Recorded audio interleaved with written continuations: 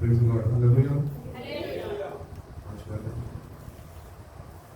మనకు సాయంత్రం కాలం పూట దేవుని సన్నిధిలో రీతిగా కలుసుకొని దేవుని మాటల కొరకు ఎదురు చూస్తున్న మనందరితో దేవుడు మాట్లాడాలి అని ఆయన ఆశపడుతున్నాను. కాబట్టి అంతర ముందుగా ఒక చిన్న ప్రశ్న నేను వేయాలనుకుంటున్నాను. ఏంటంటే, దినాన్ని ప్రారంభించుకొని ఎంతమంది కొద్దిసేపు అన్న దేవునితో వ్యక్తిగతంగా సమయాన్ని గడిపి ఉన్నారు? ఉదయకాలం లేవగానే ఒక గంట కొద్దిగా సమయము దేవునితో గడిపి ఉన్నారు. గడిపే వారిగా మనము ఉండాలని దేవుడు కోరుకుంటున్నాం. కాబట్టి ఉదయకాలము ఎన్నెన్నో పనులు ఉండొచ్చు, రాత్రి ఎన్నో పనుల నిమిత్తము మనం ఆలోచన కలిగి ఉదయకాలం లేవగానే పనులు చేసుకుందాము అని మనము తొందరపడుతూ ఉంటాము. కాబట్టి దానికన్నా ప్రాముఖ్యంగా మనకి అనుగ్రహింపబడిన రక్షణ విషయంలో కొద్దిగా శ్రద్ధ వహించి ఉదయకాలంలో లేవగానే దేవునితో గడిపే వారిగా మనం ఉంటాం. దేవుని కొరకు సమయాన్ని కేటాయించేవారిగా, దేవునితో వ్యక్తిగతంగా గడిపేవారిగా మనం ఉండాలి అని దేవుడు కోరుకుంటున్నాడు. కాబట్టి ఉదయకాలమే లేవగానే దినము ప్రారంభంలో మొట్టమొదటిగా దేవునితో సమయము గడిపి దాని తర్వాత మన పనులు మనం చేసుకునే వారిగా మనం ఉంటున్నాం. ఈరోజు వాక్యము ఏంటి అంటే, సమయం గురించి ఇంకొకటి ఏంటంటే distractions. One is time, one is distractions. దేవునితో నాతోనే సమయం గురించి అటు రీతిగానే అనేకవి ఈ లోకంలో నేను ఆకర్షిస్తుండగా ఈ సమయాన్ని నువ్వు గుర్తించక ఈ సమయాన్ని నువ్వు వృధాపరుచుకుంటున్నావేమో అని దేవుడు ఈ రెండు విషయాలు మనతోనే మాట్లాడాలని ఆశిస్తున్నాడు. అందరికీ తెలిసిన వాక్య భాగం లూకా సువార్త 10:38 వాక్యం నుంచి మనందరికీ తెలుసు. ఎవరెవరి గురించి ఉంటుందంటే ఇద్దరు స్త్రీల గురించి ఉంటుంది. అక్కడ ఆకాశంలో ఇద్దరు చెప్పాలా, మార్తా ఇంకా మరియ. ఈ వాక్యం మనందరికీ తెలిసిన వాక్యమే. యేసు ప్రభు వారు ఆ దారిలో పోతూ ఉన్నప్పుడు మార్త తన గృహాన్ని ఆయన కొరకు తెరిచింది అని వాక్యం చెప్తాను. She opened door to him అంట.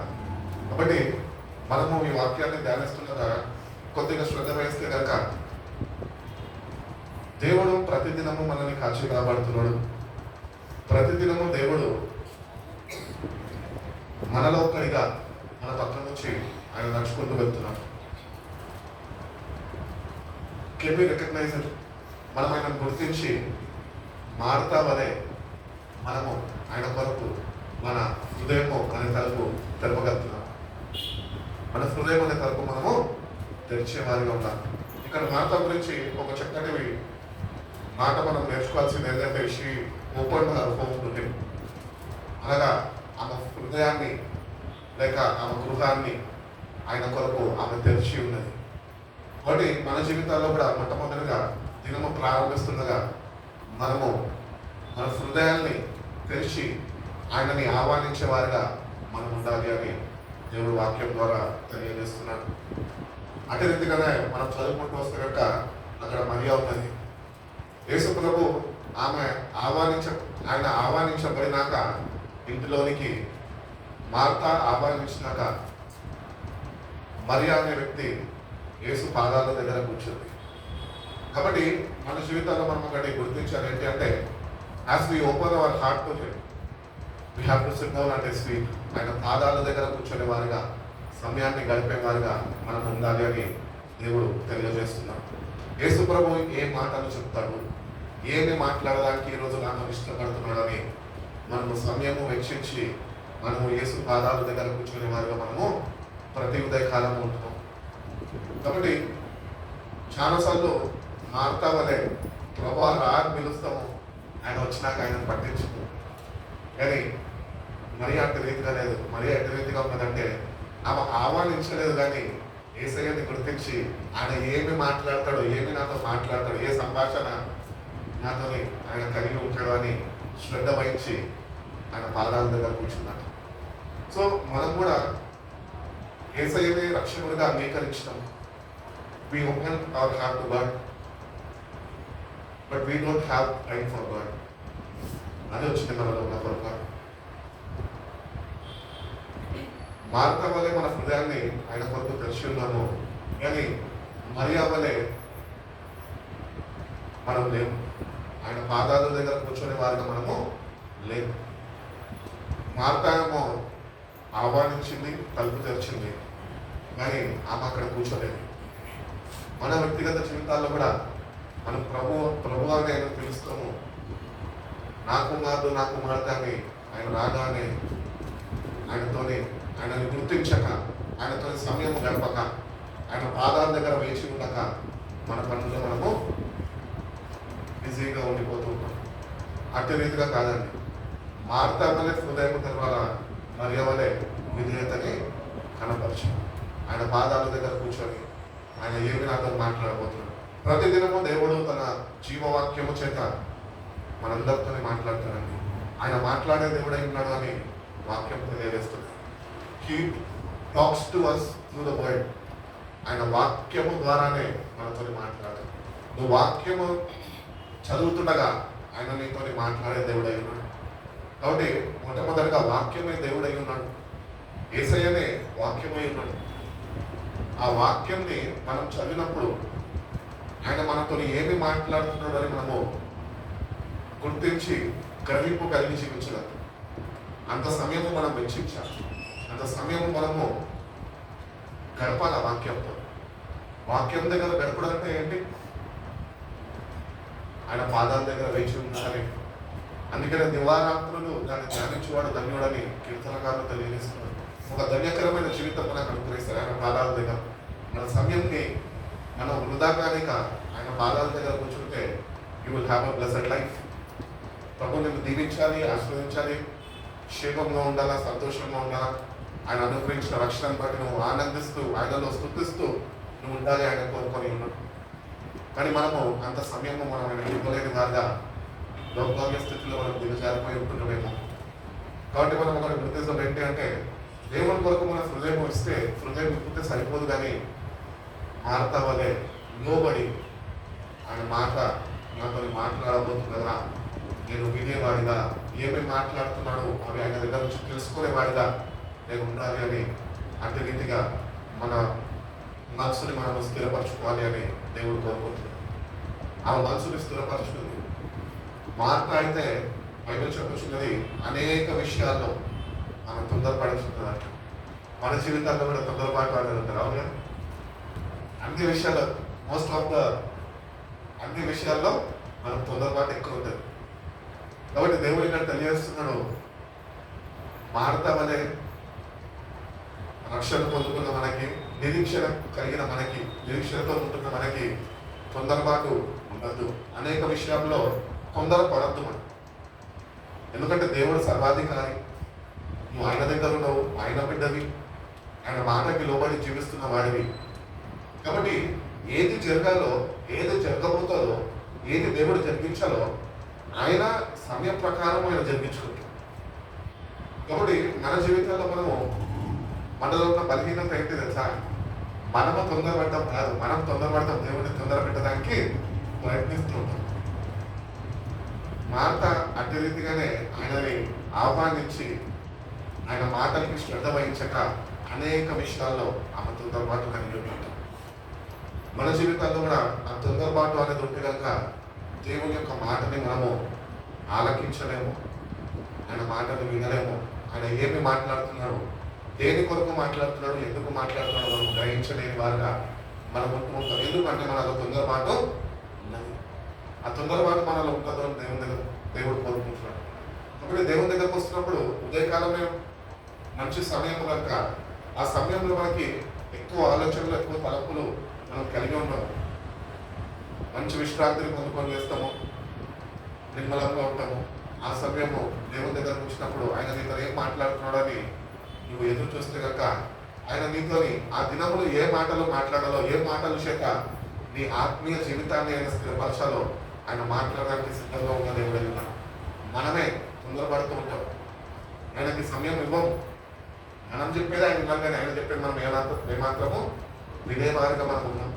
కానీ మనం ఈ రోజు నుంచి ఒక నేర్చుకోవాలి ఏంటి అంటే, తొందరపడడం మానేసి నిదానముగా ఆయన సన్నిధిలో వేచి ఉంది, నాతో నువ్వు ఏమి మాట్లాడుతున్నావు ప్రభా, నువ్వు మాట్లాడే ప్రతి ఒక్క మాట చేత నా జీవితాన్ని నువ్వు సరి చేయి, బాగు చేయి, నన్ను కట్టుకొలవా అని నువ్వు ప్రభుని ప్రతిదినము నువ్వు వేడుకుంటే కనుక ఆయన నీకు కావాల్సిన వాక్యం, నీ స్థితిగతులు ఎరిగిన దేవుడు ఆయన, నీ హృదయాంతరంగాల్ని ఎరిగిన వారాయన. కాబట్టి నువ్వు ఆయనకేమి అన్నీ చెప్పక్కర్లేదు, ప్రభు నాకు ఇది కావాలా, నాకు అది కావాలని అన్నీ చెప్పక్కర్లేదు. నువ్వు నిదానంతో ఆయన దగ్గరికి వెళ్ళి కూర్చుంటే నీవు ఏవైతే విషయాల్లో తొందరపాటు కలిగి ఉన్నావో, ఏ విషయాల్లో అయితే నువ్వు తొందరపడుతున్నావో అవన్నిటినీ ఎట్లా నువ్వు వాటిని జరిగించుకోవాలో ఆయననే నీకు తన మాటల చేత ఆయన ధైర్యపరిచి ఆయన నడిపించే దేవుడై ఉన్నాడు. కాబట్టి దేవుని దగ్గరికి వస్తున్నప్పుడు మన దగ్గర తొందరపాటు ఉండదు. ఆ తొందరపాటు నీళ్ళు ఉంటే కనుక నువ్వు దేవుని దగ్గర సమయం గడపలేని వారిగా ఓడిపోతావు. దేవుడు నీతో మాట్లాడలేదు, దేవుడు నాతో మాట్లాడలేదు చాలా మంది అనుకుంటూ ఉంటాం. ఎందుకు మాట్లాడాలండి దేవుడు? దేవుడు పక్షపాతి కాదు కదా. తన ప్రజలతో మాట్లాడుతున్న దేవుడు, నేను ఈరోజు రక్షణ పొందుకున్న మనతో కూడా మాట్లాడడానికైనా ఇష్టపడే దేవుడై ఉన్నాడు. కాబట్టి మనమే మన జీవితాన్ని సరిదిద్దుకొని మరి అవలే దేవుని పాదాల దగ్గర కూర్చోవడం అంటే ఉదయకాలము ఆయనతో కొద్దిగా సమయము మనం గడిపేవారుగా మనం ఉండాలి. దేవుడు తన వాక్యంలో దశమ భాగం గురించి మాట్లాడుతున్నాడు. ధనము గురించి కాదు, కానీ అన్ని విషయాలను దశమ భాగము దేవునికి ఇచ్చేవాడిగా ఉంటాము. దానికన్నా ప్రాముఖ్యంగా ఈ సమయంలో దశమ భాగము దేవునికి కావాలి. దేవుడు ఇచ్చిన సమయమైన మనము ఆయనకి ఇవ్వలేని భాగంగా మనం ఉంటున్నామే. మన సమయంలో దశమ భాగం అనిపిస్తున్నాం. 2 గంటల 43 నిమిషాలు, 24 గంటలు దశమ భాగం సమయం. దాన్ని మనము ఇన్స్టాల్మెంట్ బేసిస్లో చేసుకున్నా కూడా ఒక్కడేసారి ఏమైనా మనకి తోచినప్పుడు, మనకి నచ్చినప్పుడు, మనకు అవసరమైనప్పుడు, మనకి ఏ దిక్కు లేనప్పుడు, ఏ సహాయం ఎవరి దగ్గర నుంచి రానప్పుడు అప్పుడు ఆయనకి ఇస్తుంటాం సమయాన్ని. అంటే రీతిగా కాదండి. when you open your heart to God, you have to spend time with him. నీ హృదయం దేవుని కొరకు తెలిసినాక నీ సమయాన్ని నువ్వు ఆయనతో గడిపేవాడుగా, అతి సమయాన్ని కూడా నువ్వు సిద్ధపరచుకొని ముందుగానే ఆయనతో గడిపేవాడుగా మనం ఉండాలి అని దేవుడు కోరుకుంటున్నాడు. కాబట్టి మన జీవితంలో కూడా అనేక విషయాలు మనం తొందరపడుతూ ఉంటాం. తొందరపెట్టే విషయాలు ఎన్నో మనలో ఉంటూ ఉంటాయి. వాటిని అన్నింటినీ మనము జయించాలి అంటే కనుక అవన్నింటినీ ఒక క్రమంలో వాటిని జరిగించుకుంటూ మనం రావాలన్నా, అవి జరగాలన్నా కూడా మనం మొట్టమొదటిగా ఆయనతో సమయం గడిపేవారుగా మనం ఉండాలి అని దేవుడు కోరుకుంటున్నాడు. కాబట్టి ఈమె ఆయన పాదాల దగ్గర కూర్చొని వాళ్ళ అక్కగారు ఏమంటున్నారంటే, ప్రభుత్వం మళ్ళా సంభాషణ కలిగే సంభాషణలు అంటున్నారు. ఏంటో నీకు చింత లేదా? నేను ఇన్ని విస్తారమైన పనులు నేను చేసుకుంటుంటే, నీ కొరకు అన్ని సిద్ధపరుస్తుంటే ఆ సహోదరికి ఒక మాట కూడా చెప్పవా? అప్పుడు ప్రభు అంటాడు, ఆమె అన్నింటిలో శ్రేష్టమైనది ఎందుకున్నది? ఆమె నా పాదాలు. ఆయన పాదాలు అనగా ఈ లోకంలో ఎవరికి దొరకని గొప్ప భాగ్యము దేవుడు మనకు అనుగ్రహించింది. ఇద్దరు అక్క చెల్లెలే, కానీ ఒక ఆమె గుర్తించి ప్రభు దగ్గర గడపడానికి ఇష్టపడ్డది. ఇంకొక ఆమె ఈ లోకంలో ఉంటున్న అనేక విషయాల్లో ఆమె తొందరపడుతున్నది. కాబట్టి మరియా ఏం చేసిందంటే గుర్తించింది. దేవుడు అది చూసి, ఆమె హృదయాన్ని చూసి, ఆమెలో ఉన్న ఆసక్తిని చూసి అంటూ ఉంటాడు, ఈమె అన్నిటికన్నా శ్రేష్టమైనది ఈమె ఎన్నుకున్నది. ఈమె దగ్గర నుంచి ఏవైతే విన్నదో నీవు ఎవ్వరూ తీసివేయలేరు అని చెప్తుంది. ఒక మాట మనం ఆలోచిస్తే కనుక ఈమె అనేక విషయాల్లో వంటల్లో బిజీగా ఉన్నది. వంటలన్నీ అయిపోయినాయి. మన శుభ్రంగా వచ్చిన గెస్టులు తినేసి వెళ్ళిపోయినాక అక్కడ ఏమైనా మిగిలి ఉంటుందా? ఆసాన్లు తప్ప ఏమన్నా అవి కడుపుతాను, మళ్ళీ ఆసాన్లో సర్దుకొని పెట్టుకోవాలి. కానీ ఈమె దగ్గర ఏమున్నదంటే ఆత్మీయ ఆహారం పొందుకున్నది. ఆమె భౌతిక ఆహారం గురించి ఆమె శ్రమ పడ్డది, కానీ ఆత్మీయ ఆహారం కొరకు ఏమాత్రం ఆమె శ్రద్ధ వహించలేదు. మన జీవితాల్లో కూడా మనం తొందరపడుతూ ఉంటాం. ఏమి తిందుమా, ఏమి తాగుదుమా, ఏమి ధరించుకుందామా, రేపటి గురించి చింతిస్తూ ఉంటాం. అంటే రీతిగా మనం ఏ విషయంలో కూడా దేవుని బిడ్డలు తొందరపడద్దండి. ఏది జరిగినా ప్రభు చిత్తము లేకుండా అది జరగదు. ఏది నీ జీవితంలో నువ్వు ఎదుర్కొంటున్నప్పటికీ అది ప్రభు అనుమతి లేకుండా అది నీ యొక్కకు రాదు అని మనం గుర్తించి నిమ్మలముగా ఆయన సన్నిధిలో వేచి ఉండి మనం ఎట్టి రీతిగా నడుచుకోవాలో ఆయన పాదాల దగ్గర మనము నేర్చుకునే వారిగా మనం ఉండాలి. కాబట్టి ఒక ధన్యకరమైన జీవితము రక్షింపబడ్డ మనకి ఇచ్చి ఉన్నాడు. ఏంటి అంటే మరియా వలె నా పాదాల దగ్గర వేచి ఉండండి, మరియా వలె మీరు మనసుని కలిగి ఉండండి, అట్టి ఆసక్తిని మీరు నా పట్ల కనపరచండి అని దేవుడు కోరుకుంటున్నాడు. ఈరోజు నిజంగా మరియా వలె ఒకవేళ నువ్వు కానీ ఉంటే కనుక దేవుడు నీతో మాట్లాడుతున్న ప్రతి ఒక్క మాట నీ దగ్గర నుంచి ఈ లోకంలో ఎవడు అని తీసివేయలేదో నేను గుర్తించచ్చు. ఆ వాక్యము దేవుడు నీతో మాట్లాడుతుండగా అది నువ్వు హృదయంలో భద్రపరుచుకుంటావు. ఆ వాక్యము నీ దగ్గర నుంచి ఎవడు తీసివేయలేడు. అంత అపవాది దాన్ని మన దగ్గర నుంచి దొంగలియలేడు. కాబట్టి ఈ వాక్యము శ్రేష్టమైనది, ఆయన పాదాలు శ్రేష్టమైనవి. ధన్యకరమైన జీవితము మనకి జ్ఞాపకం చేస్తున్నది. ఈ లోకంలోనే మనం ఒకవేళ రక్షణ లేని వారంగా ఉన్నట్టే కనుక మనం ఆయన పాదాల దగ్గర గడిపే వారంగా ఉండేవాళ్ళమా? అందరిలాగా గుడుల చుట్టూ గోపురాల చుట్టూ తిరుగుకుంటూ యాత్రలు చేసుకుంటూ అనుకుంటూ తిరిగేటోళ్ళం. కానీ అందరిలో నుంచి మనని ఆయన ఏర్పరచుకొని మరియా వలె ఉండాలి అని ఆయన కోరుకుంటున్నాడు. ఒక ధన్యకరమైన జీవితము మీరు జీవించాలి. అది ఎక్కడో కాదు కానీ నా పాదాల దగ్గరే నా మాటలు వినే మీరు ధన్యులు అవ్వాలా అని దేవుడు కోరుకుంటున్నాడు. కాబట్టి మనము అనేక విషయాల్లో మనం తొందరపాటు కలిగి ఉంటే కనుక అవన్నిటిని విడిచిపెట్టి ప్రభుత్వం మాట్లాడాలి. వ్యక్తిగతంగా సావాసమైనతో కలిగి ఉండాలి. ప్రభుత్వానికి చెప్పాలా ఏంటంటే పలానా విషయాలు నన్ను తొందరపడుతున్నాయి, లేకపోతే పలానా విషయాల్లో నేను తొందరపాటు కలిగి ఉంటున్నాను, దీనికి పరిష్కారం ఏంటి ప్రభు అని ఆయన పాదాల దగ్గర నువ్వు వేసినప్పుడు వాటికి పరిష్కారము ప్రభు నీకు ఇస్తారు. కాబట్టి అనేక విషయాల్లో మనము తొందరపడే వారంలో ఏమాత్రము ఉండదు. కానీ దేవుని బిడ్డలుగా ఆయన మాట కొరకు ఎదురు చూసేవారుగా, ఆయన మాటకు ఎదురు చూస్తున్న మనము ఆయన మాట్లాడుతుండగా మాట ప్రకారము మనము నడుచుకునే వారుగా మనం ఉండాలి అని దేవుడు కోరుకుంటున్నాడు. కాబట్టి మన జీవితాల్లో ఈరోజు ఈ ఇద్దరు వ్యక్తుల్లో రెండు మనస్తత్వాలు ఉన్నాయి. ఈరోజు మనలో ఏ మనస్తత్వం ఉన్నది? అనేక విషయాల్లో తొందరపడుతున్నావా? లేకపోతే మరియా వలె ప్రభు కొరకు, ప్రభు యొక్క సావాసం కొరకు, ప్రభు యొక్క మాట కొరకు నువ్వు ఆయన దగ్గర ఈ సమయాన్ని వెచ్చించి ఆయనతో గడుపుతున్నావు? కాబట్టి మన జీవితాల్లో ఏమి చేస్తున్నామో అని గుర్తించి శ్రేష్టమైనది, విలువైనది మనము చేసేవారుగా, మనము ఆశీర్వాదకరమైనది మనము చేసేవారుగా గుర్తించి ఆ ప్రకారము మనం నడుచుకునేవారుగా మనం ఉండాలా. ప్రతిదినము ప్రభు యొక్క పాదాల దగ్గర మనము గడుపుతూ మనము ముందుకు వెళ్ళేవారుగా మనం ఉండాలి. మత్తయి సువార్త 6వ అధ్యాయం 25 చొప్పున చదువుకుంటే ఏముంటుంది అక్కడ? మత్తయి సువార్త 6వ అధ్యాయం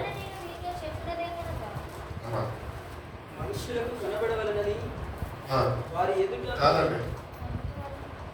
మత్తయి సువార్త 6వ అధ్యాయము 25వ వాక్యం. అందువలన మీతో చెప్పేది ఏమనగా, ఏమి తిందుమో ఏమి ఏమి త్రాగుదుమో అని మీ ప్రాణమును కూర్చైనను ఏమి ధరించుకుందుమో అని మీ దేహంలో కూర్చైనను చింతపడకుడి. ఆహారము కంటే ప్రాణము వస్త్రము కంటే దేహములు గొప్పవి కావా? ఆకాశాల పక్షులను చూడు, అవి విత్తవు, అవి కొయ్యవు, అవి కొట్లలో కూర్చుకొనవు, అయినను మీ పరలోకపు తండ్రి వాటిని పోషించుచున్నాడు. మీరు వాటికంటే బహు శ్రేష్ఠులు గారా అని దేవుడు తెలియజేస్తున్నాడు. కాబట్టి దేవుని గురించి, దేవుని బిడ్డలుగా రక్షణ పొందుకున్న మనము, క్రీస్తు రక్తంలో కడగబడ్డ మనము విశ్వాసము నిరీక్షణతో ముందుకు కొనసాగుతుండగా దేని గురించి కూడా చింతించద్దు అని వాక్యం మనకు తెలియజేస్తుంది, బోధిస్తుంది. కానీ మనము అన్ని వినే వరకే బాగుంది, కానీ చింతలన్నీ మన దగ్గర ఉంటాయి. అందుకనే మనము దేవుని దగ్గరకు వచ్చి ఆయన వాక్యాన్ని వింటుండగా, ఈరోజు మార్తా వల్లే మందిరం తెరవబడ్డది, మరియ వల్లే వచ్చి కూర్చున్నాం. కానీ దేవుడు మనతో మాట్లాడుతున్నాడు. ఏం మాట్లాడుతున్నాడు అంటే అనేక విషయాల్లో మీరు తొందరపడుతున్నారు, మనతో మాట్లాడుతున్నాడు. బోధిస్తున్న నాతో, కూర్చున్న మీతో, వింటున్న మీతో ఆయన మాట్లాడుతున్నాడు. వచ్చి ఉన్నారు, నా సన్నిధి దగ్గర వేసి ఉన్నారు. కానీ వింటుండగా మీ హృదయాన్ని ఎరిగిన దేవుడు నేను కనుక ఆయన మనకు తెలియజేస్తున్నాడు, మీరు అనేక విషయాల్లో మీరు చింతిస్తున్నారు, రేపటి గురించి మీరు చింతించద్దు అని బైబిల్ చెప్తున్నాడు. అందుకని చక్కగా దేవుడు తెలియజేస్తున్నాడు, ఏమి తిందామా, ఏమి తాగుదామా, ఏమి ధరించుకుందామా, వీటికన్నా నీ ఆత్మ నీ దేహము శ్రేష్టమైనది కాదు. దేవుడు తెలియజేస్తున్నాడు, food and materialistic things are not important to us. Then what is important? మనం గుర్తించాం, ఆత్మీయ ఆహారము మనకు కావాలి. దేవుని దగ్గరకు వస్తున్నప్పుడు నీ ఆత్మ వాక్యము చేత బలపరచబడాలి. నీ అంతరంగ పురుషుడు నూతన బలాన్ని వాక్యము ద్వారా పొందుకుంటున్నారు.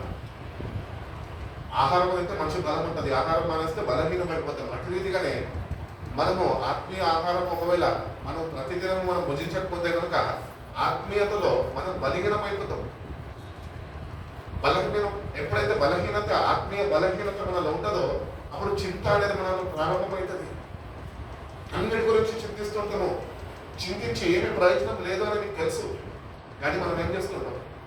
చింతిస్తుంటాం. దేవుని యొక్క విశ్వాసం లేని వారంగా, నిరీక్షణ కోల్పోయిన వారంగా మనం ఉంటూ ఉంటాం.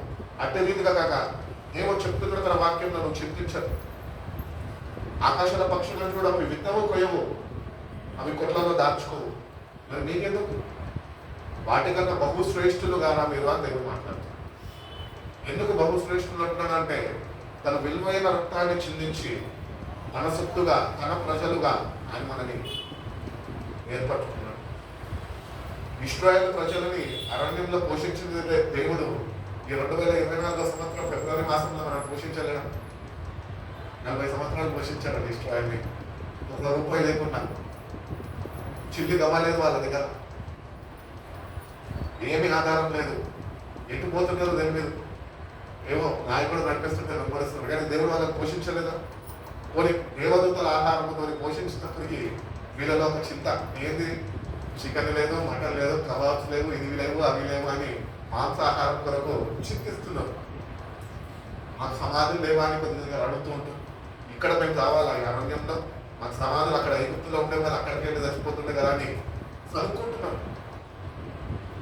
ఎందుకు సలుగడము ప్రారంభించారు అంటే వాళ్ళలో ఏదో ఒక చింత వాళ్ళని తొందర పెడుతుంది. వాళ్ళ శరీరాన్ని సుఖపరచుకోలేదానికి వాళ్ళు ఎన్నెన్నో కోరికలు కలిగి ఉన్నారు. దేవుణ్ణి బాధ పెడుతున్నారు అన్న విషయం వాళ్ళు మర్చిపోయారు. అటు రీతిగానే దేవుడు ఇంత శ్రేష్ఠ దేవదూతల ఆహారంతో మనం పోషిస్తున్నాడని కృతజ్ఞత లేని వారే వాళ్ళు ఉన్నారు. అటు రీతిగా మన జీవితాలు కూడా ఏంటి తెలుసా? ప్రభు అన్ని ఇచ్చాడు, దాన్ని సక్రమంగా అనుభవించడం మనకు తెలియదు. అతి ఆశ, ఇంకా కావాలి, ఇంకా కూర్చుకోవాలా, ఇంకా కష్టపడాలా, ఓటీలు చేయాలా. ఎందుకు? చేసే 8 hours సరిపోతుంది, ఇంకొక 4 hours చేయాలి. ఎందుకు? ఇంకొక ₹2,000 కూడతాయి. నేను కాదని చెప్పను, పరిస్థితుల ప్రభావాన్ని బట్టి కొన్నిసార్లు చేయాలి. అటు రీతిగా కాదు, ఎంత దొరికితే అంత దోచుకునే రకాలుగా మనము తయారైపోయాము. ఇటు రీతిగా మన జీవితాలు ఉంటే కనుక ప్రభు యొక్క మాటలు మనము మన హృదయంలో ఏమాత్రము చేర్చుకోలేని వారుగా మనం ఉండిపోతాం అని దేవుని వాక్యం తెలియజేస్తుంది. కాబట్టి వాటి నుంచి కూడా అవి ఏమి చేయాలి? వాటికన్నా మీరు శ్రేష్ఠుడు. మనం దేవుని యొక్క సంపూర్ణ విశ్వాసం ఉంచాలి. దేవుడు నన్ను పోషించేవాడు, నన్ను నడిపించేవాడు, నా ప్రతి ఒక్క అవసరతని ఆయన తీర్చే దేవుడు అని మనం విశ్వాసాన్ని కనపరుస్తూ నిరీక్షణతో దేవుని యొక్క కార్యాల కొరకు వేచి చూచేవారిగా మనం ఉన్నాం. దేవుడు తన ప్రజలని ఆహారంతో పోషించడం, దేవుడు తన ప్రవక్తలని, ఎన్నుకున్న నాయకుల్ని కాపీల చేత కూడా పోషించినట్టు మనం చూసుకుంటున్నాం. అట్టి రీతిగా దేవుడు తన ప్రజల పట్ల శ్రద్ధ వహించి ఉన్నప్పుడు నీ పట్ల శ్రద్ధ వహించడం, శ్రద్ధ వహిస్తాం. మనమే ఆయన మాట కొరకు వేచి ఉండేవారుగా మనము ఉండాలి అని దేవుడు కోరుకుంటున్నాడు. కాబట్టి మనము దేవుని గురించి చింతించేవారుగా ఉండకూడదు అని ప్రభు కోరుకుంటాం. అందుకని అంటున్నాడు కదా, నీ చింత యావత్తు నా మీద మోపు, నేను నీ గురించి చింతిస్తున్నాను అని స్పష్టంగా దేవుడు తెలియజేస్తున్నాడు. ఇండివిజువల్ గా మాట్లాడుతున్నాడు, వ్యక్తిగతంగా దేవుడు మాట్లాడు. మీ గురించి అంటలే, మీ గురించి అని ఆయన తెలియజేస్తాడు. God is worried about you, but we are not worried about God. దేవుడు మనం ఏమైపోతామా అని ఆయన ప్రతినిత్యము కనురెప్ప వల్లే కాపాడుకుంటూ మనం కాచుకొని ఆయన నడిపిస్తున్నాడు. మనమే గుర్తించక నాకు ఇది లేదే, నాకు అది లేదే అని మనం ఈ లోకంలో పరుగులు తీస్తూ ఏమీ పొందుకోలేక, ఏమీ సాధించుకోలేక, సాధించుకున్న ఒకవేళ పొందుకున్న వాటితో తృప్తి చెందక మన జీవితాన్ని ముందుకి కొనసాగించేస్తాం. దేవుడు మనకి ఏది ఇచ్చినారో, ఏది మనం కలిగి ఉన్నామో మొట్టమొదటిగా వాటిలో మనం కృతజ్ఞతలై ఉన్నాం. ప్రతినిత్యమో ప్రభు నేను ఈ స్థితిలో ఉన్నాను అంటే కేవలము నన్ను జ్ఞాపకం చేసుకున్నందుకే. మనం ఈరోజు ఉన్నామో, మనం ఏమైనా కలిగి ఉన్నామంటే కేవలం ఆయన మనం జ్ఞాపకం చేసుకున్నాడు. అందుకనే మనం ఈ స్థితిలో ఉన్నాం. ఎంతమందికి ఈ స్థితి లేదండి? ఒక ఇల్లు లేదు, బట్ట లేదు, ఇల్లు లేదు, తల్లిదండ్రులు లేదు, ఆప్యాయత సహకరించే మనుషులు, సొంత రక్త సంబంధులు లేరు, అనాథులుగా రోడ్డు మీద దిక్కులేని వారుగా ఎంతమంది ఉంటున్నారు? మరి వాళ్ళందరినీ చూసినప్పుడు మనము ఎంత శ్రేష్ఠులము, ఎంత ధన్యులము. అట్టి రీతిగా దేవుని ఏర్పాట్లో ఉంటున్న మనము దేవునికి చింతించకుండా నేర్చుకోవాలి. నేను ప్రభు దగ్గర చిన్న ప్రార్థన చేసుకుంటున్నప్పుడు ఒకటే ప్రార్థన చేసుకుంటాను. చిన్న ప్రార్థన ఎందుకు చెప్తున్నాను? పెద్ద ప్రార్థన చేసే అలవాటు నాకు అంత ఉండదు. విశ్వాసంతో ప్రార్థన చేసుకుంటే ఆ ప్రార్థనే ముందుకు కనిపిస్తుంది. ఆ ప్రార్థనలో కూడా నేను దేవుని ప్రతిదినం అడుగుతా, ప్రభావ దేనికి చింతించకుండా నాకు నేర్పించు. ప్రతిదినం ప్రభు దగ్గర అడిగి నేర్చుకోవాలండి. అనేక విషయాలు రోజు దినాలు దొరుకుతుండగా ప్రతిదినం ఏదో ఒక చింత చుట్టుకుంటూ ఉంటుంది. కానీ ప్రభు యొక్క శక్తిని ఆయన పాదాల దగ్గర వేచి ఉన్నప్పుడు వాటిని గురించి నువ్వు చింతించకుండా ఉండడం ఆయన నేర్పిస్తుంది. అటు రీతిగానే మార్తా వల్ల మనం ఉండాలి. మార్తా కూడా తెలుసు గెస్టులు వస్తున్న ఇంటికి నేను పనిచేయాలని తెలుసు. ఫస్ట్ కళ్ళని పక్కకు పెట్టేది, గెస్ట్ ఏం మాట్లాడతాడు అని వినడానికి ఆ ఆసక్తిని కనపరిచింది.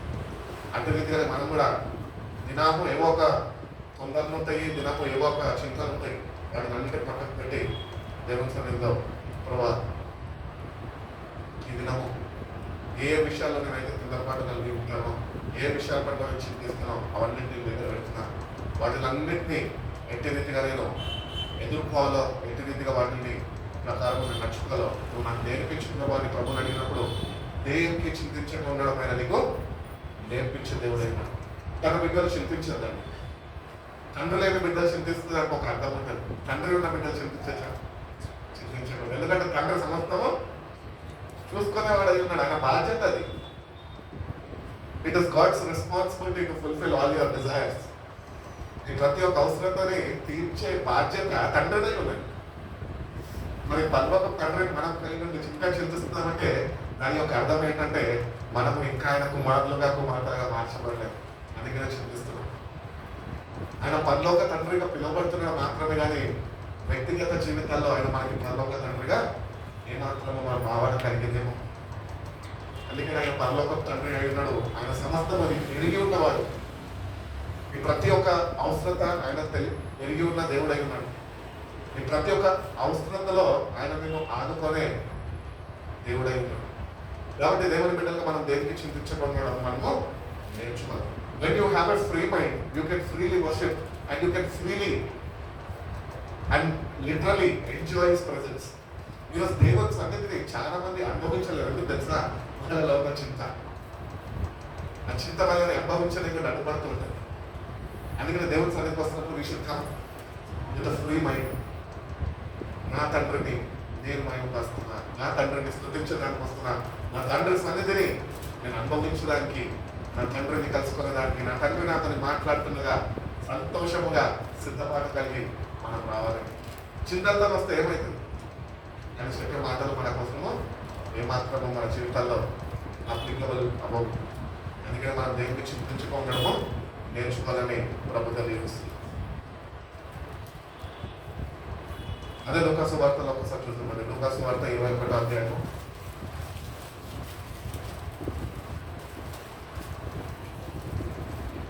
34వ వాక్యం. ఒకవేళ తిండి వల్లను, మత్తు వల్లను, అధిక విచారం వల్లను మందంగా ఉన్నందున ఆ దినము అకస్మాత్తుగా మీ మీదకి ఉరి వచ్చినట్లు రాకుండా మీ విషయమై మీరు జాగ్రత్తగా ఉండండి అని దేవుడు ఇక్కడ హెచ్చరిస్తున్నాడు. తన బిడ్డలకి ఒక హెచ్చరిక ఆయన తెలియజేస్తున్నాడు.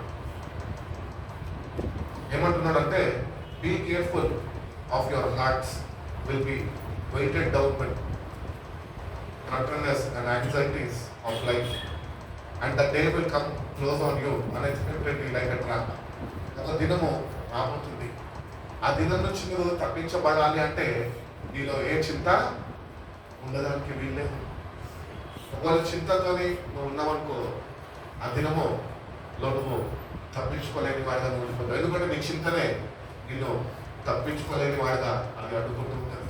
అందుకనే దేవుని గురించి మన హృదయాన్ని బరువు కానియద్దు. చాలాసార్లు మన హృదయం బరువు అయిపోతూ ఉంటుంది. ఎందుకు బరువు అయిపోతుంది? లోక భారం అంతా మన మీద మోసుకుంటాం కాబట్టి హృదయాలు బరువు అయిపోతాయి. ఎక్కడ లేని బాధ, ఎవరో ఒక చిన్న మాట అంటే దాన్ని ఊహించుకొని, వాళ్ళు ఎట్లా ఊహించుకుంటారు, వాళ్ళ ఊహల్లో కూడా మనమే చేసేసుకొని మనమే ఆలోచించుకొని గుడ్డనేం చేసుకుంటాం, బరువు చేసుకుంటాం. పోనీ బరువు చేసుకున్నాం, సరే కావాలి ప్రభు దగ్గరకు వచ్చినాం కదా, దాన్ని తేలిక చేయమని అడగాలి కదా. మనం అన్ని భారమంతా మీద వేసేయాలి కదా, వెయ్యం. వచ్చి ప్రభు ఇంత బరువుతో వచ్చాను, ఇంత భారంతో నేను దగ్గరకు వచ్చాను, ప్రార్థన చేస్తున్నాను, ఏసునామంలో ప్రార్థన చేస్తున్నా ఆమె అనేస్తాము. మన భారమంతా దగ్గర మీద పెట్టుకొని గుండెలు పెట్టుకొని వెళ్తాం ఇంటికి. మన ప్రభు ఎట్లా కార్యాలు జరిగిస్తాడు, ప్రభు ఎట్లా మనం నడిపిస్తాడండి. అందుకని ప్రభు అంటాడు, ప్రయాసపడి భారం వచ్చిన నా యొక్క విశ్రాంతి. దేవుని దగ్గరికి ప్రతిసారి వస్తున్నప్పుడు we should receive the rest which ever is giving us. ఆ నెమ్మదిని మనం ఆయన దగ్గర నుంచి పొందుతున్నాం. విశ్రాంతి అంటే నెమ్మదిగా, నెమ్మదత మనము ఆయన దగ్గర నుంచి పొందుకోవాలి. ఈరోజు కొద్దిగా పొందుకోవాలి, రేపు కొద్దిగా పొందుకోవాలి. ప్రతిదినం ఆయన దగ్గరికి వెళ్ళి ఆ నెమ్మదిలో జీవించడము నేర్చుకోవాలి. ఎన్నో విషయాలు ఈ లోకంలో మనల్ని తొందరపరుస్తూ ఉంటాయి. పర్సనల్ ప్రాబ్లమ్స్ ఉండొచ్చు, ఫ్యామిలీ ప్రాబ్లమ్స్ ఉండొచ్చు, లేకపోతే ఈ లోకంలో ఎన్నో ప్రాబ్లమ్స్ ఉండొచ్చు. ఇవన్నిటినీ నువ్వు విడిచిపెట్టి ప్రభు దగ్గరకు వచ్చిన నువ్వు అవన్నీ ఆయనకు అప్పగించేసి ఆ నెమ్మది దగ్గర నువ్వు పొందుకొని వెళ్ళేవాడిగా నువ్వు ఉండాలి అని దేవుడు కోరుకుంటున్నాను. నీ చింత యావత్తు నా మీద మోపు అంటున్నప్పుడు మనం ఆయన మాట విలువబడి వారిగా ఉంటున్నామా? ఇప్పుడు నేను వచ్చి మీ చింత నా మీద మోపమని నేను అడగలేదు, ఎందుకంటే నేను మొయ్యలేదు కాబట్టి. కానీ ప్రభు అంటున్నాడు, మీ చింత నా మీద మోపు అంటున్నాడు. మరి ఆయన మోపు అని తెలియజేసినప్పుడు మనం మోపే వారుగా ఆయన మీరు ఉంటారా? ఆయనకు అప్పగించేవారుగా, ఆయనకి సమస్తము అప్పగించేసి ఆయన ఏమి చేయబోతాడు అని విశ్వాసంతో ఆయన వైపు చూసేవారుగా మనం ఉన్నాం. మనంతటా మనం ఏం చేయలేమండి. ఆయన కార్యాల కొరకు ఎదురు చూసేవారుగా అట్టి నెమ్మది హృదయంతో ఆయన సన్నిధిలో మనం వేచి ఉన్నాం. అప్పుడు ప్రభు యొక్క కార్యాలని మన జీవితాల్లో మనము చూడగలుగుతాం. కాబట్టి మీ హృదయాలు బరువు కార్యాలు అనేక విషయాలతో మీ హృదయం ఒకవేళ బరువైపోయిందనుకో, ఆ హృదయంలో దేవుని వాక్యానికి చోటు ఉండదు. అందుకనే దేవుని దగ్గరకు వస్తున్నప్పుడు అంటే మన హృదయం మీద కుమరించారంట. When you empty your heart in the presence of God, then He will fill you with His blessings. మనం చాలాసార్లు చెయ్యం, మన హృదయాన్ని కుమ్మరించము కానీ ప్రభువు నన్ను ఆశీర్వదించు అంటాము. లోపల మొత్తం కుట్రలు పెట్టుకొని, లోపల మొత్తం భారాలు పెట్టుకొని, లోపల మొత్తం చింతలు పెట్టుకొని ప్రభువు నన్ను ఆశీర్వదించడానికి ఎట్లా ఆశీర్వదించు? ఆయన ఒకవేళ ఆశీర్వదించినా కానీ అవి నువ్వు పొందుకొని అనుభవించలేని, ఆ సంతోషాన్ని అనుభవించలేని వ్యక్తిగానే ఉంటుంది. అందుకని నీ హృదయాన్ని నువ్వు కుమ్మరించినప్పుడు నీ హృదయాన్ని అయినా నింపుతాను.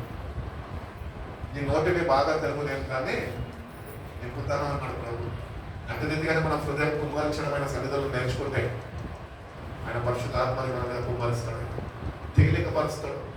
ఈ లోక భారాలన్నిటి నుంచి తేలిక పరిచి ఆయన ఆత్మతోని వాక్యంతో నిన్ను ఆయన నడిపిస్తాడు. కాబట్టి దేవుని బిడ్డలు ఉంచుకుని మనం ఏమాత్రమో చింతించకుండా ఉండాలి అని మనం నేర్చుకోవాలి. 24 గంటలు చిన్నప్పటి నుంచి అవే సమస్యలు, అవే చిక్కులు, అవే కష్టాలు అన్నీ ఎదుర్కొంటున్నాం. సరే, చిన్నప్పటి నుంచి అన్నీ అనుభవిస్తున్నాం. అనుభవించిన నువ్వు ఈ రోజు వరకు ఆలోచిస్తూ ఏమైనా చేయగలిగావా? ఇంకా ఎక్కువ తీసుకొస్తుంటున్నావు కానీ అవి నువ్వు తొలగించుకోలేని వాడిగా నువ్వు ఉండిపోతున్నావు. ఇంకా ఎక్కువ చింతలు కలిగి జీవిస్తున్నావు, ఇంకా ఎక్కువ భారాలు మోస్తున్నావు. అంటే విధంగా కాదండి. ఆయన దగ్గరకు వచ్చినప్పుడు తేలికపరచున్నాడు.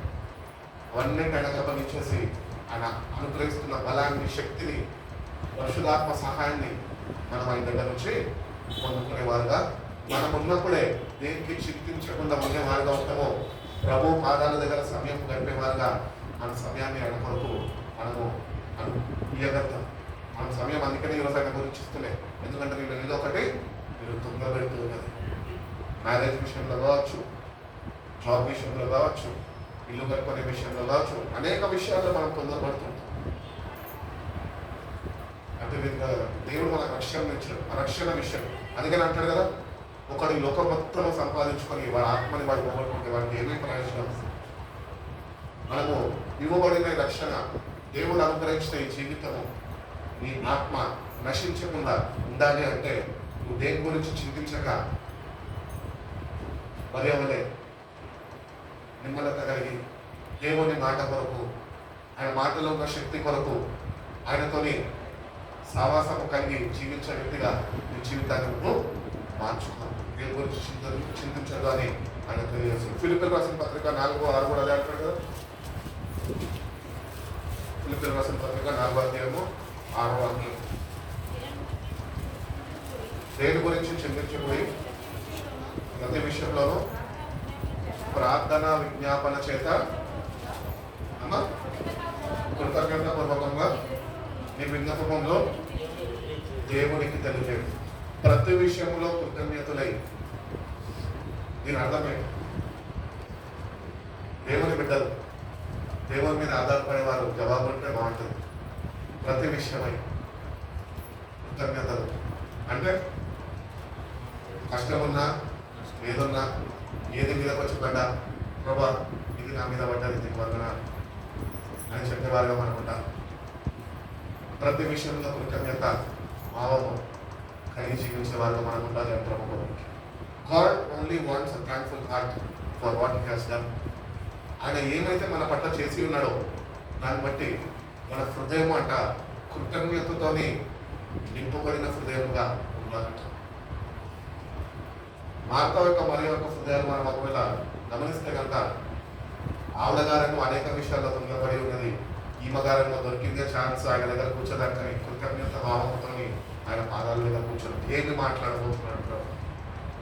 అట్టి రీతిగా మనం కూడా కృతజ్ఞత కలిగి ఏది ఏమైనా ప్రభుత్వమే ఉండాలి అనే ఒక ఆసక్తి మనం కనపరిచే వారిగా మనం ఉండాలి. ఆశ మనలో ఉండాలి. ఆయన దగ్గర కూర్చోవాలి, ఆయనతోనే గడపాలి. ఏ విషయంలో చింతించద్దు, అన్ని ప్రభుకి అప్పగించే వారిగా మనం ఉండాలి. ప్రార్థన విజ్ఞాపనలతో మనం ఉండాలి. ప్రార్థన ఉంటే విజ్ఞాపన ఉండదు, విజ్ఞాపన ఉంటే ప్రార్థన ఉండదు. దానికన్నా ప్రాముఖ్యంగా ప్రభుత్వ సావాసము ఉండదు. ఇటు రీతిగా మన జీవితాలు ఉంటాయి, అటు రీతిగా కాదండి. ఈ లోకంలో మనుషులుగా జీవిస్తున్న మనము they are lot of distractions in this life. Distractions అంటే ఎన్నో మనం ఆకర్షిస్తుంటాయి. అవి ఆకర్షిస్తుండగా మనం ఏమైపోతాం, ఆకర్షణకి లోనైపోతుంటాం. మనం ఒకటి గుర్తించాలి, ఏంటి అంటే distraction is not from God but distractions comes from the devil. ఎందుకంటే ప్రభు నీ గురించి ఉన్నాడు, ప్రభు దగ్గర ఉన్నామని నీకు తెలుసు, కానీ నేను ఏదో ఒకటి డిస్ట్రాక్ట్ చేస్తుంది. నీ ఫోన్ అవ్వచ్చు, నీ బైబిల్లో ఉంటున్న ఏమన్నా కావచ్చు, బుక్ మార్క్స్ కావచ్చు, లేకపోతే రాసుకున్న నోట్స్ కావచ్చు. ఈ డిస్ట్రాక్షన్స్ నేను ఎందుకు డిస్ట్రాక్ట్ చేస్తున్నాయంటే దేవుడు మాట్లాడబోతున్న మాటలు నేను విననీయకుండా అవి అందుకుంటున్నాయి. అందుకని మనం ఎప్పుడు దేవుడు వాక్యం వింటున్నప్పుడు ఎవరన్నా ప్రసంగం చేయనియండి, దైవజనుడు లేకపోతే దేవుని చేత ఏర్పడ్డవాడు ఎవరన్నా కానీ వాక్యం చెప్తుండగా దేవుని మాటలు అని గుర్తించి ఆయన నాతోనే మాట్లాడుతున్నాడని మనం డిస్ట్రాక్ట్ కాకుండా మనము కాన్సన్ట్రేట్ చేసేవారుగా మనం ఉంటాం.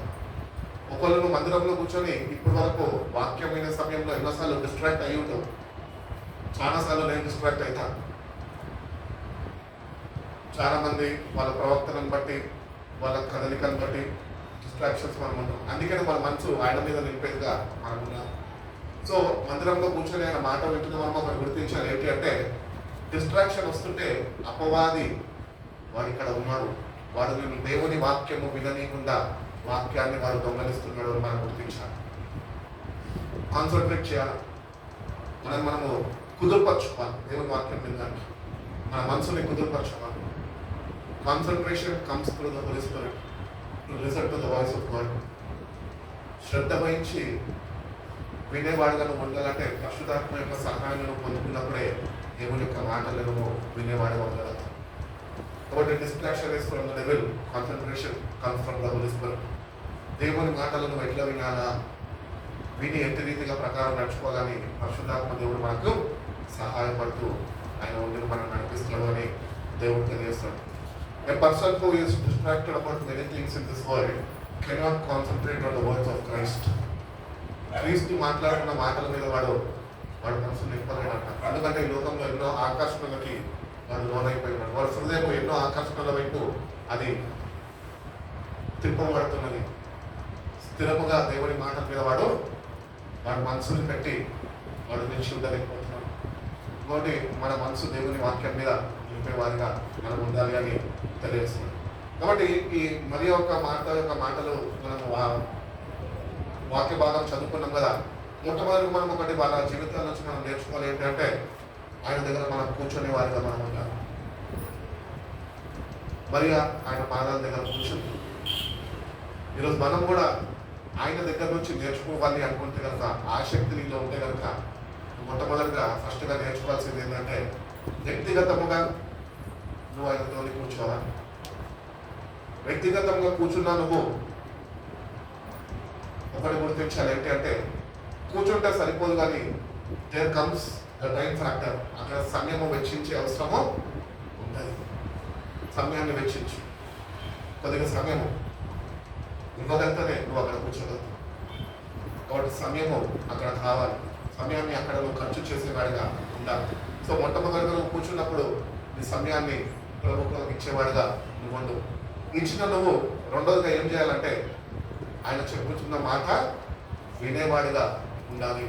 ఆయన మాటకి కొరకు ఆసక్తిని కనపరిచేవాడిగా, ప్రభువును నాతో మాట్లాడని ఆసక్తిని కనపరిచేవాడిగా వినే మనసు నీకు ఉండాలి.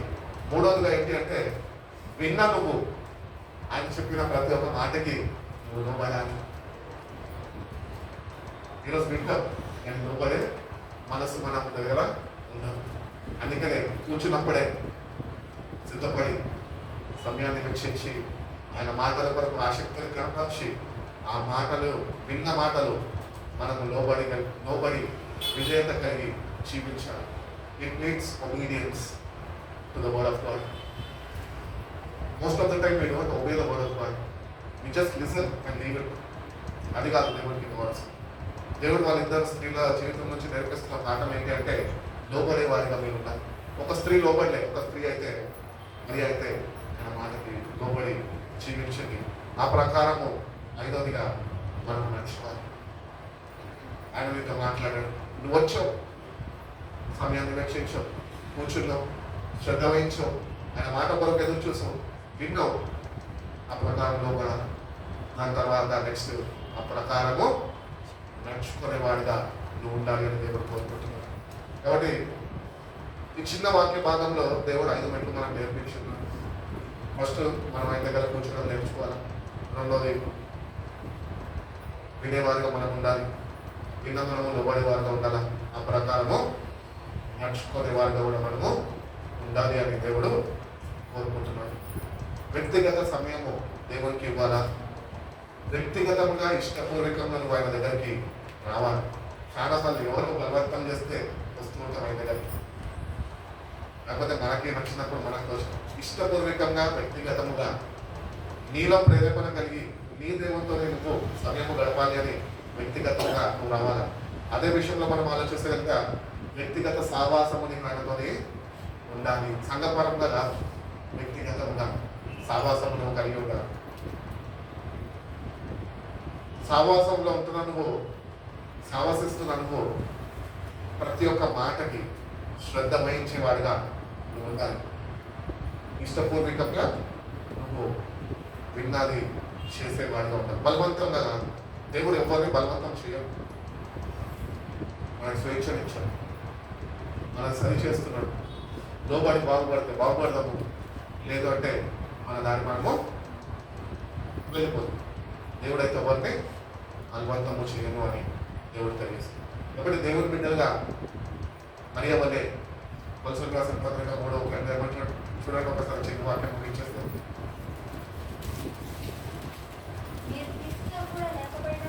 వారైతే పైనున్న వాటినే వెతికేవారుగా ఉండాలా? కూర్చుని ఉన్నాడు. పైనున్న వాటి మీదనే కానీ చాలండి. ఇక్కడ తెలియజేస్తున్నాడు, పైనున్న క్రీస్తుతో కూడా మీరు సమాధి చేయబడినారు, లేపబడినారు కనుక మీరు పైనున్న వాటిని వెతకడు కానీ లోకపరంలో ఉన్న వాటిని మీరే వెతకకూడదు అని వాక్యంలో తెలియజేస్తున్నారు.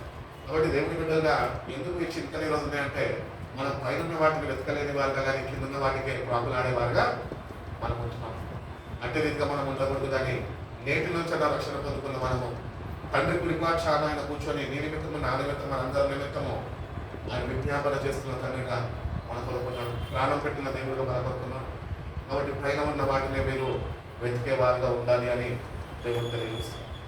కాబట్టి నేటి నుంచి ఈ లోకంలో వాటిని వెతికి సమయాన్ని వృధాపరచుకోక పైన ఉన్న వాటిని వెతికేవారుగా సమయాన్ని సద్వినియోగపరచుకొని ప్రభుత్వం సావాసంలో బలపరచబడుతూ తగిన సిద్ధపాటు మనము కలిగి జీవించేవారుగా మనకు ఉండాలి అని దేవుడు తెలియజేస్తుంది. ఎఫ్ఎస్సీ 5:16 అంటారు కదా, సమయాన్ని పోనీవద్దు కానీ నువ్వు సమయాన్ని ఏం చేయాలంట?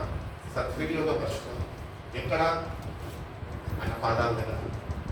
మరియు ఎట్టివరైతే సమయాన్ని పోనివ్వక ఫస్ట్ ఇంపార్టెన్స్ ఆయన మాటకి ఇచ్చిందో అట్టి విధిగా మనం కూడా మన సమయాన్ని ఆయన మాట కొరకు వెచ్చించేవారుగా మనం ఉండాలి. Purification occurs in spending time with him. నువ్వు పరిశుద్ధపరచబడాలి అంటే నువ్వు వ్యక్తిగతంగా నీ సమయాన్ని ఆయనతో గడిపినప్పుడే ఆ పరిశుద్ధతని నువ్వు పొందుకోగలవు. సంఘానికి వచ్చినంత మాత్రం నువ్వు పరిశుద్ధుడు అయిపోదు.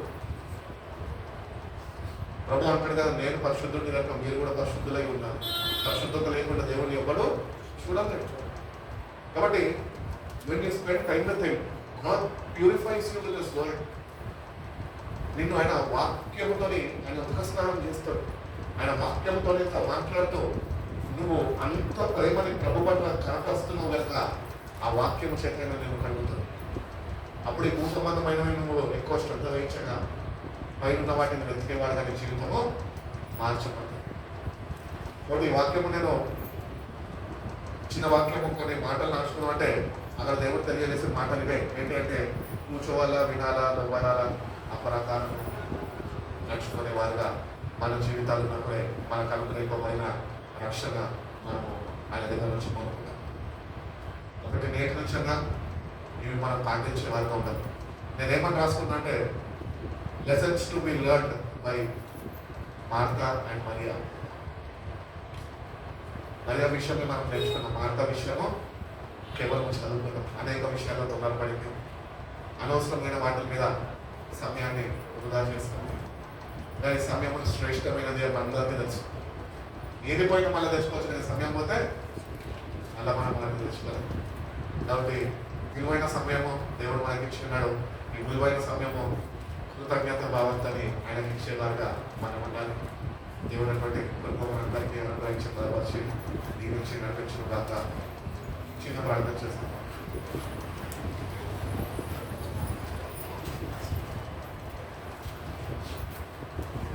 చిన్న ప్రార్థన మన మధ్యలో భాస్కర్ ఉన్నారు. ప్రార్థనలో నిర్వహిస్తాం.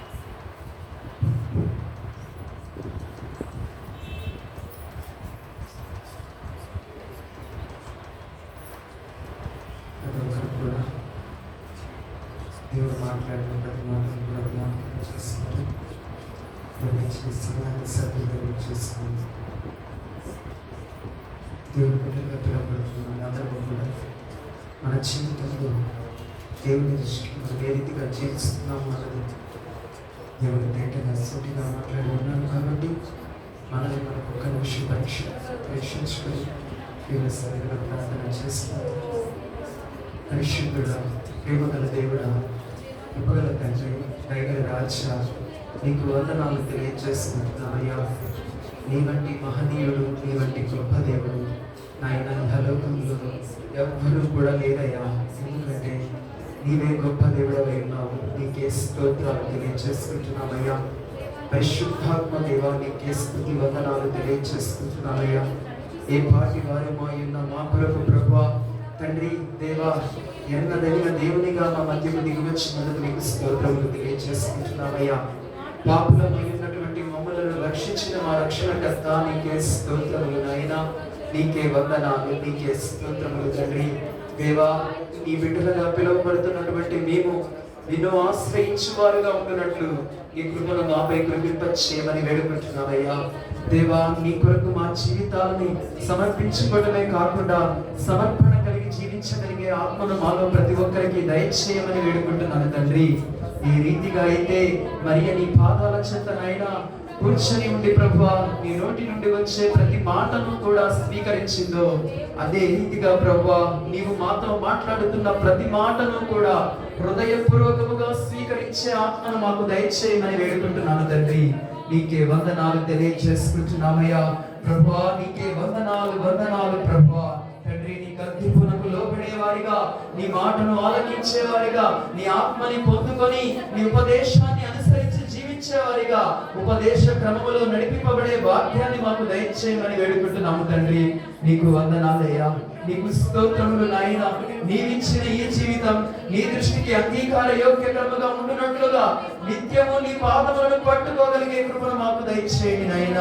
ఎన్ని శ్రమలు ఎదురైనా, ఎన్ని శోధనలు ఎదురైనా దేనికి భయపడక, జడియక, చింతించక మా చింత యావత్తును తీర్చగలిగిన దేవుడవై ఉన్న నీ పాదాల చెంతకు రాగలిగే కృపను మాకు దయచేయమని వేడుకుంటున్నాము తండ్రి. మీకే స్తోత్రములు నాయన. ఈ సమయంలో మోకరించి ప్రార్థిస్తూ ఆశతో అడుగుతున్న ప్రతి బిడ్డ ఆశను తీరుస్తున్నందుకే నీకు వందనాలు నాయన. ప్రతి బిడ్డ జీవితములో ప్రార్థన, ఆరాధన, వాక్య ధ్యానం అనే బలిపీఠములు నిత్యము మండును గాక అని ప్రార్థిస్తున్నాము తండ్రి. దేవా, పడిపోయిన ప్రార్థన ప్రాకారములు ప్రతి బిడ్డ జీవితములో లేవనెత్తబడును గాక అని ప్రార్థిస్తున్నామయ్యా. ప్రతి బిడ్డలో కూడా నీ కొరకు నాయన మంటని పుట్టించమని వేడుకుంటున్నానయ్యా. నీ కొరకు మండే కట్టెలుగా, రగిలే దునిగా, నీ నామ మహిమ ఘనత కొరకు నీ అరచేతిలో వాడబారని స్వాస్థ్యములుగా నాయన ప్రతి బిడ్డను నిలబెట్టుచున్నందుకే నీకు స్తోత్రములు తెలియజేసుకుంటున్నామయ్యా. మీరిచ్చిన ఈ జీవితములో దేవా స్వనీతిని నాయన ఆధారము చేసుకొని తొందరపడే వారిగా కాకుండా దైవ శక్తిని ఆశ్రయించి ప్రభువా నిన్ను వెంబడించే వారిగా మాలో ప్రతి ఒక్కరిని కూడా స్థిరపరుస్తున్నందుకు నీకు వందనాలు తెలియజేసుకుంటున్నామయ్యా. నీకే కృతజ్ఞతలు, నీకే వందనాలు, నీకే స్తోత్రములు. నీ కృపను బట్టి ప్రభువా వారపు దినాలు సంపూర్ణముగా జరిగించినందుకు నీకు స్తోత్రములు తెలియజేసుకుంటున్నానయ్యా. ఇంకా నువ్వు మిగిలిన దినములన్నీ కూడా నీ కృపాక్షేమములు మా వెంటగా నాయన రానిమ్మని వేడుకుంటున్నాము తండ్రి. ఏ ఆటంకాలు ఎదురు కాకుండా ప్రతి బిడ్డని నాయన నీ యొక్క దైవ సన్నిధిలో అడుగు పెట్టి నాయన యొక్క శిలువ ధ్యానాలలో ఉన్న శక్తిని పొందుకోగలిగే ఆత్మను ప్రతి ఒక్కరికి దయచేయమని వేడుకుంటున్నానయ్యా. శిలువ శ్రమలని చూసేవారిగా కాకుండా శిలువలో ఉన్న శక్తిని పొందుకొని ప్రభువా నీ వలే ఇహలోకంలో ప్రతి శ్రమను జయించే శక్తితో నీకు నడిపింపచేయమని వేడుకుంటున్నాము తండ్రి. నీకే వందనాలయ్యా. ఈ సమయం వరకు కూడా ప్రభు ఆశ కలిగి నీ సన్నిధిలో వేచి ఉన్న ప్రతి బిడ్డ జీవితంలో ఏమి కొరతగా ఉన్నాయో మీకు తెలుసు.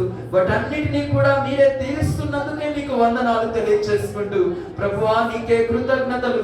జరగబోయే కూడికలన్నీ కూడా నీకు మహిమకరముగా జరిగించుకోనమని, నీ ఉన్నతమైన గొప్ప నామమునకు మహిమ తెచ్చుకోనమని, ఈ సాయంకాల కూడిక కేవలము మీ నామమునకే మహిమకరముగా జరిగించుకున్నందుకై కృతజ్ఞతాస్తుతి వందనాలు తెలియజేసుకుంటూ సర్వశక్తి కలిగినటువంటి నజరేయుడైన యేసు క్రీస్తు వారి నామములో మా ప్రార్థన మీకు సమర్పించుకొని అడిగి వేడుకొని పొందుకొని నాము తండ్రి.